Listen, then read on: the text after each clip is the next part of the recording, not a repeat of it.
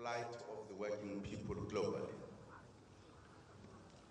I trust that you have experienced the hospitality and warmth of our people since you landed on our shores.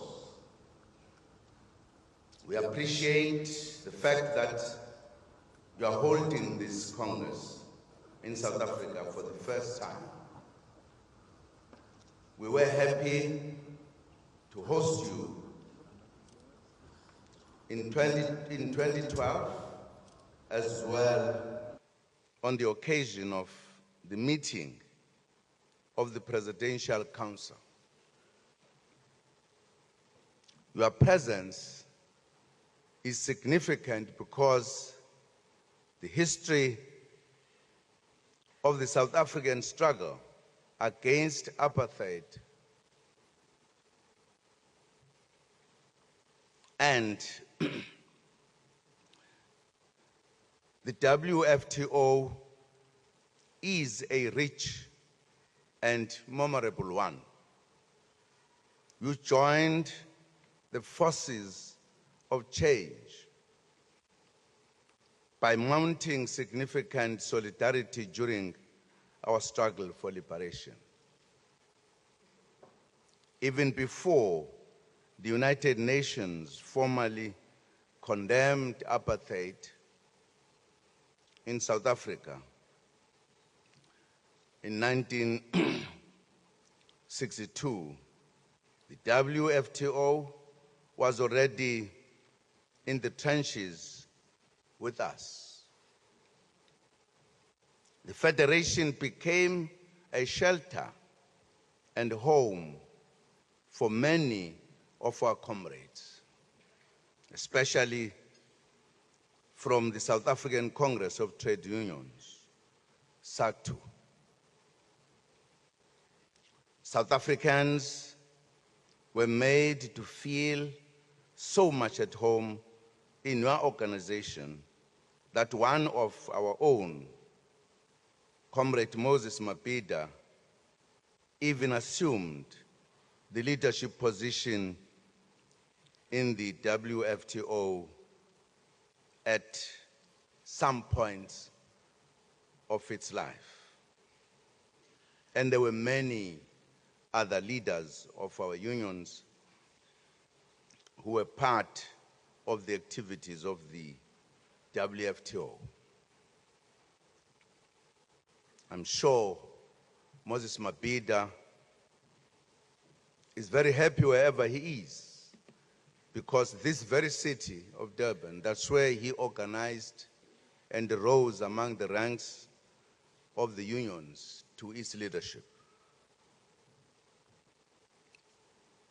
Comrades and compatriots, your choice to host your conference in our country during this month is also very significant for us because it coincides with our celebrations of the life and legacy of former ANC President Comrade Oliver Tambo, who we view as an embodiment of international solidarity.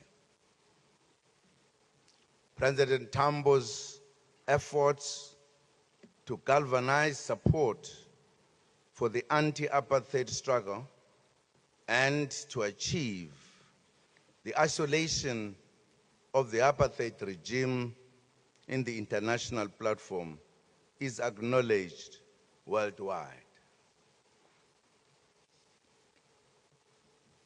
His contribution is so noteworthy in this regard, to the extent that in the national orders of our country, the highest honor bestowed by our government to eminent foreign nationals for friendship shown to South Africa is named the Companions of Oliver Regional Tambo.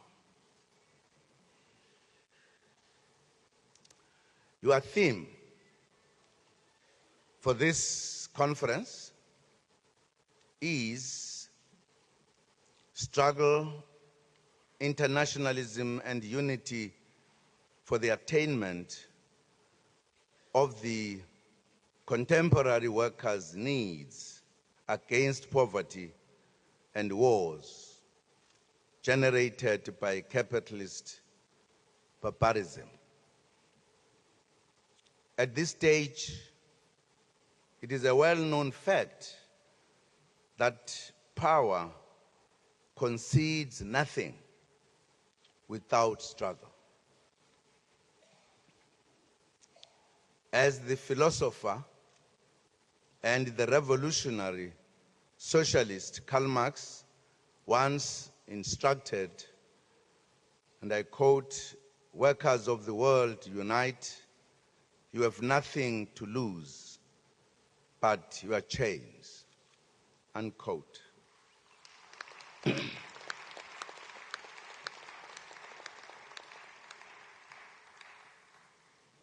The reality is that the final objective of workers will not come on its own. No capitalist society will say to the workers, "Thank you, we've heard you. Take it and create what you want." No. Workers will have to fight for it, as they have always done.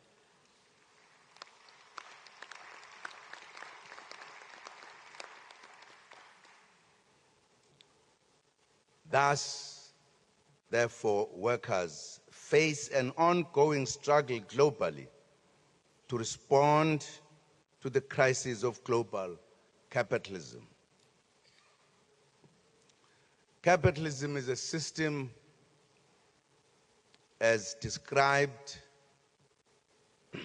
by Karl Marx and many thereafter.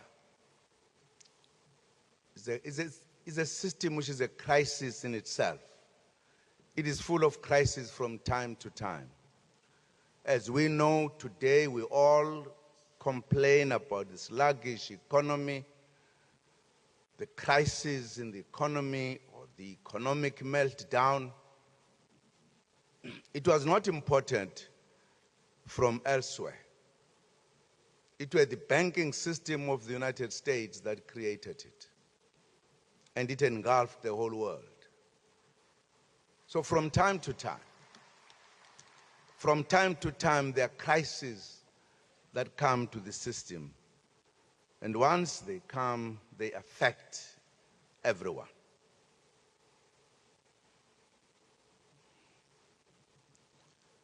It is said that South Africa's success struggle for freedom and democracy is one of the most dramatic stories of the late 20th century. We had a successful transition to a free and democratic South Africa and began the second struggle of achieving the socio-economic freedom of our people. One of the notable achievements has been the development and adoption of a constitution that enshrines worker rights as well as progressive legislation which promotes worker rights. This did not come out of accident. It was as a result of a very long struggle which was unique in our understanding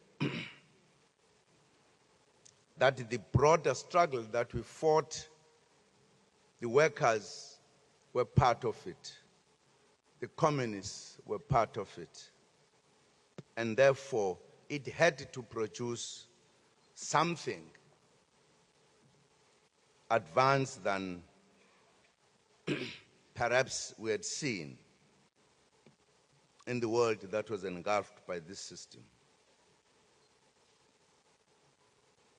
It is due to the contribution of the trade union movement and leaders to the struggle for freedom and in shaping the outcome of that struggle. That struggle had made what is commonly referred to as nationalists in our country to become very progressive. Well, we're going to come out of these live pictures.